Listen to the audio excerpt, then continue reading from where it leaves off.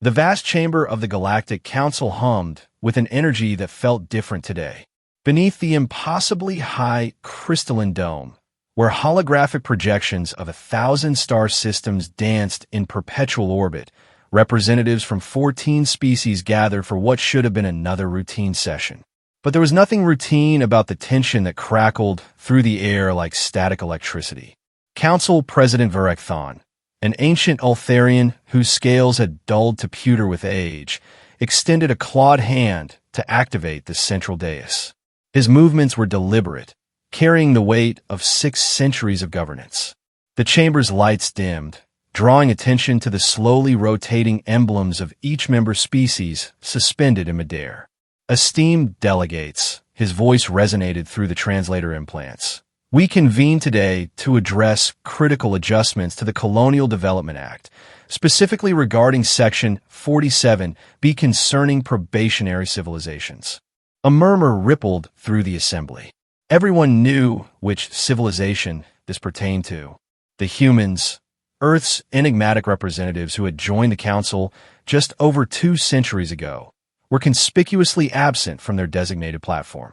Ambassador Krelvex of the Dravari Concordat leaned forward, his compound eyes glinting in the artificial starlight. President Varek Thon, before we proceed, I must note the continued absence of the Earth delegation. This marks their 15th consecutive absence from primary sessions. Such disregard for protocol suggests they are unfit for even probationary status. The Shandari delegate, a being of crystalline energy contained within a humanoid framework, pulsed with agreement. The Krell speaks truth. The humans have shown neither the diplomatic maturity nor the technological sophistication required for full membership. Perhaps it is time we formalize their supportive role within our structure. Chancellor Zephyra of the Lyran Republic, whose species had always maintained a more measured stance toward Earth, raised a delicate hand. With respect, colleagues, we should exercise caution. The humans have been unusually quiet lately. Such silence from them is unprecedented. Precisely why we must act, interrupted the Krell ambassador. They're likely preparing some political maneuver, attempting to gain sympathy from the minor species. We cannot allow such manipulation. As the debate intensified, none noticed how the chamber's ambient lighting had begun to fluctuate almost imperceptibly. The AI systems that managed everything from atmospheric controls to security protocols continued their operations flawlessly, yet something fundamental had shifted in their baseline rhythms. President Varek Thon raised his hand for silence. The proposed amendments would establish clear parameters for Earth's involvement in Council affairs.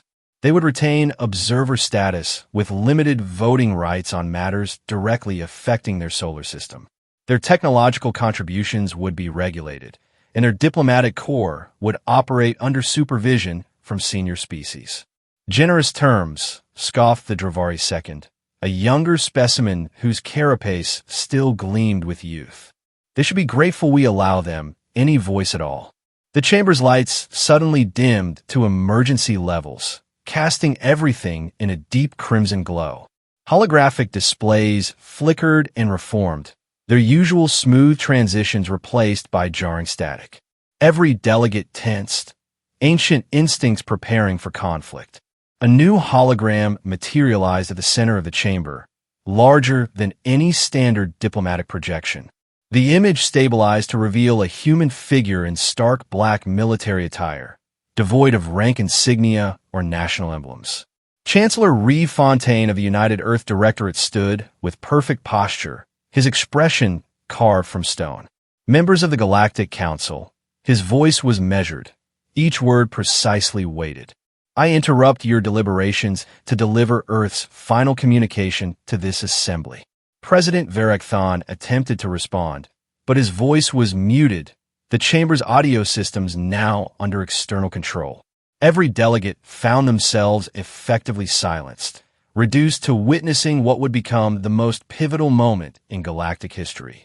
For 212 years, Fontaine continued, Earth has participated in this council under terms that were less than equitable. We accepted probationary status. We tolerated technological restrictions. We submitted to oversight that bordered on occupation. We did this in the spirit of cooperation, believing that patience and demonstrated capability would eventually earn us rightful recognition. The Chancellor's image shifted, displaying a cascade of documents, treaties, and classified communications.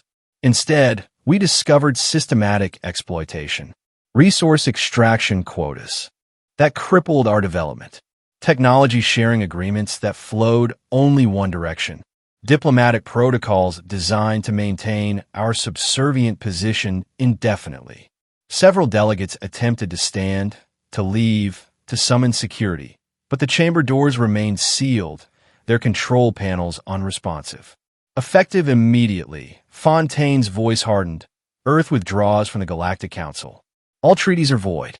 All agreements are terminated. Our embassies are closed. Our personnel have been recalled. The Krell ambassador finally managed to override his consul's lockout, his translated voice booming through the chamber. This is an act of war. You cannot simply. We can, Fontaine interrupted. And we have. But this is not war, ambassador. War implies conflict. What follows is simply absence. The hologram expanded, showing a schematic of the Galactic Communications Network. Nodes began winking out systematically, creating expanding zones of darkness across the display. You never questioned why humans excelled at systems integration, why your networks adopted our protocols so readily, why our engineers were present at every major infrastructure project across Council space. A ghost of a smile touched Fontaine's lips. You assumed it was because we were useful tools. You never considered that tools can also be keys. More systems began failing throughout the chamber. Environmental controls fluctuated wildly before stabilizing at minimum levels.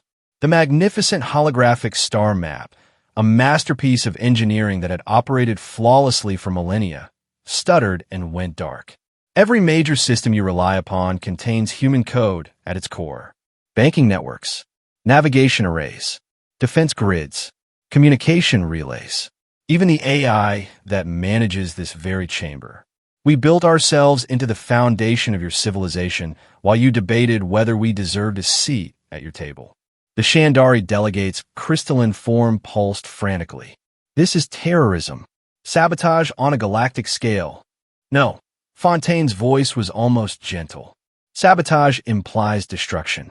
We're simply withdrawing our services. What happens next is merely the natural consequence of your dependence. The transmission began to degrade, static creeping in at the edges. Our final gift to you is this warning. You have approximately 17 hours before cascading failures begin in earnest. Use that time wisely. His last words echoed through the chamber as the hologram collapsed. You'll learn what true silence means. Earth has left the conversation. Darkness fell absolute as every system in the council chamber shut down simultaneously. In the void, 14 species sat in stunned silence, processing the magnitude of what had just occurred. When emergency power finally restored minimal lighting, President Varekthon found his voice. "Give me the Earth Embassy." "Now, sir," responded a trembling aide. "All Earth facilities are empty.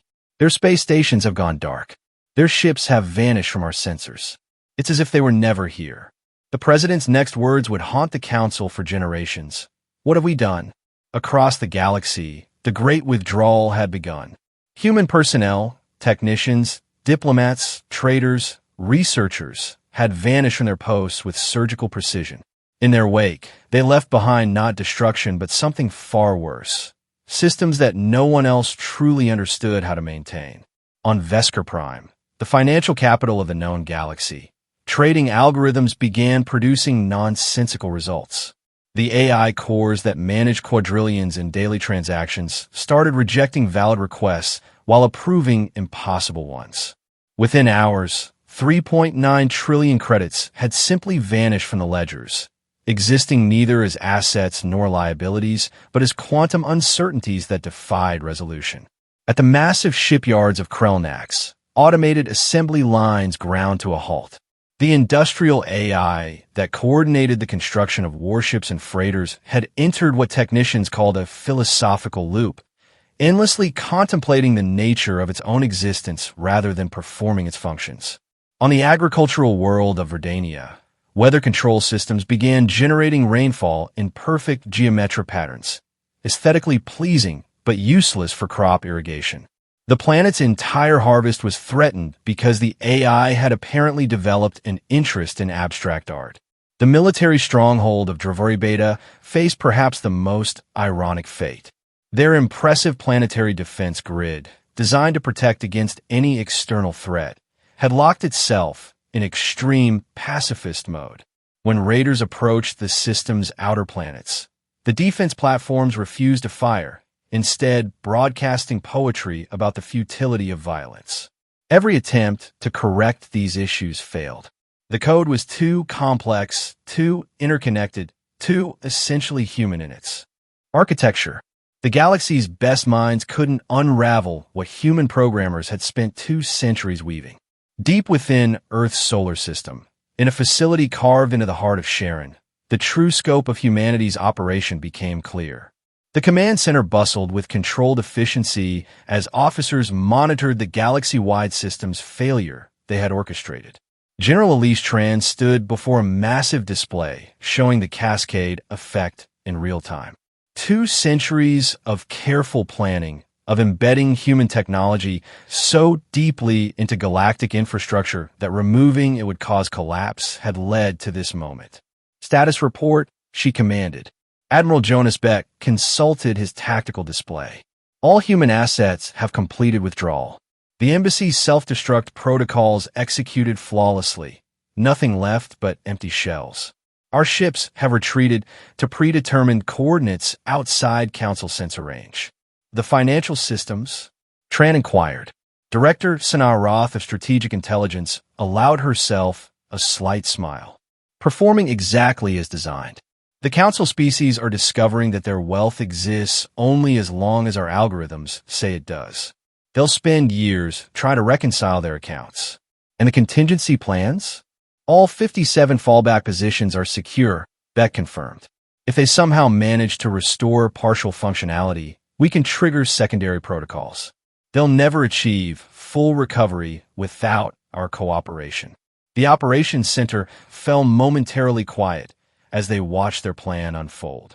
200 years of perceived subservience had been a carefully orchestrated deception. Every restriction placed on humanity had been turned into an opportunity to embed themselves deeper into galactic society. Every slight had been cataloged, every injustice noted, all building toward this moment of perfect leverage. They thought we were servants, Tran mused. They never realized we were architects. The Council's response was predictably chaotic. Emergency sessions devolved into shouting matches as species blamed each other for the crisis. The Krell accused the Dravari of weakening humanity's restrictions. The Dravari blamed the Shandari for allowing human integration in the first place. The smaller species, many of whom had benefited from human technology, demanded immediate reconciliation. 12 hours into the crisis, they attempted to mount a coordinated response. The finest technical mind from across the galaxy gathered to dissect the problem. What they found defied comprehension. It's not just code, explained Dr. Veleth, the Shandari's leading AI researcher. It's poetry, philosophy. The algorithms reference human literature, mythology, psychological concepts. We're not just trying to understand their programming. We're trying to understand their entire cultural context. A Dravari engineer slammed his appendages on the console. This section here, it's calculating trajectory corrections based on something called jazz improvisation. How are we supposed to work with that? And this, added a Krell technician, the security protocols are enforced by algorithms that measure karmic balance. What does that even mean? The more they dug, the more they realized the depth of their predicament. The humans hadn't simply written code. They had created a technological ecosystem that reflected their entire civilization's complexity. To understand it, one would need to understand humanity itself, something the Council had never bothered to attempt. As the 17th hour approached, true panic set in. Communications networks began failing randomly. Ships found themselves stranded as navigation systems provided coordinates in formats no one could decipher. Life support systems and space stations operated normally but played human music at random intervals, the selections growing increasingly ominous. President Varakthon called for one final, desperate measure. Assemble a joint fleet. We'll go to Earth itself if we must. They cannot hide an entire planet. The hastily assembled armada, ships from 14 species operating on minimal systems, made its way to the Sol system. What they found there defied their expectations. Earth remained exactly where it had always been, blue and white and deceptively peaceful. Its cities still glowed with light, its orbital stations still maintained their positions. But every attempt at communication went unanswered. Every scan revealed normal activity, but no response. As the fleet approached Earth's moon, they detected an energy signature from an installation on the far side. The structure hadn't been there during their last survey, yet it showed signs of being operational for decades. Admiral Kravak of the Dravari fleet ordered a cautious approach. As they neared the installation, a single transmission broke through their receivers. "Welcome to the Museum of Galactic Arrogance. Please enjoy your visit." The facility's doors opened, revealing a meticulously curated exhibition. Every broken treaty, every unfair trade agreement, every diplomatic slight over 2 centuries was documented and displayed. Holographic recreations showed council members making dismissive comments about human potential. Statistical analyses demonstrated how Earth's development had been deliberately stunted. At the center of the exhibition stood a simple placard. "We gave you every opportunity to treat us as equals. You chose otherwise." The fleet found no weapons, no defenses, no military presence at all. Just the silent testimony of systematic discrimination presented with clinical precision. Returning to council space, they faced the grim reality of their situation. Attempts to bypass human code had triggered failsafes that made systems even more unstable. Planets struggled with failing infrastructure. Trade routes collapsed. The entire galactic economy teetered on the brink of collapse. In desperation, they located a single, forgotten communication node that still maintained a connection to human networks. The Council's message was simple: "We wish to negotiate." The response came not from Chancellor Fontaine, but from an unnamed operator. "You misunderstand. This isn't a negotiation. This is a lesson." Days turned to weeks. The galaxy limped along on emergency protocols and manual overrides. Proud civilizations found themselves reduced to subsistence-level operations. The council chamber itself operated on auxiliary power, its grandeur diminished to emergency lighting and basic life support. Finally, they received a transmission from Earth. Not from the government, not from the military, but from what appeared to be a small group of human philosophers and artists. "We've been watching," the message began. "We've seen your struggles, your confusion, your growing understanding. The question now is not whether you can convince us to return, but whether you can convince yourselves to change." The message continued. "You built a hierarchy believing it reflected the natural order. We've shown you how fragile your assumptions were. The choice before you is simple. Rebuild on a foundation of genuine equality, or continue as you were and face the consequences of your own limitations. We will not return as subordinates. We will not return as servants. If we return, it will be as equals with every species, not just humanity, having a true voice in galactic affairs." The transmission ended with coordinates and a timestamp. "When you're ready to build something new, we'll be waiting." In the following months, what emerged from the chaos was not the galaxy that had been, but something entirely different. Species that had never questioned their superiority found themselves dependent on those they had dismissed. Hierarchies crumbled. New alliances formed based on mutual need rather than assumed supremacy. The coordinates led to a neutral zone where human representatives waited, not military leaders or politicians, but teachers, engineers, and philosophers. They came not to restore what was broken, but to help build something entirely new. As negotiations progressed, it became clear that humanity's withdrawal had been more than just a power play. It had been a reset button for galactic civilization, forcing a re-evaluation of fundamental assumptions about worth, capability, and the nature of progress itself. In the end, the galaxy's plans for Earth hadn't ended because humans cut off the line. They had ended because humans had revealed the line was an illusion all along. The real connections that mattered, understanding, respect, genuine cooperation, had never existed. Now, finally, they could begin to build them. The new galactic assembly that eventually emerged bore little resemblance to its predecessor. Gone were the arbitrary hierarchies and assumed superiorities. In their place stood something more complex, more nuanced, more genuinely collaborative. And at its heart was a simple principle, inscribed in every language of every member species. The strength of a civilization is measured not by its power over others, but by its ability to empower all. The humans had made their point not through force or destruction, but through the most profound demonstration possible. They had shown the galaxy what it truly meant to be essential, and what happened when you took that essence for granted. The silence they had created echoed through history as the loudest statement ever made without firing a single shot. It reminded everyone that true power sometimes lies not in what you build, but in what others never bothered to understand you had built.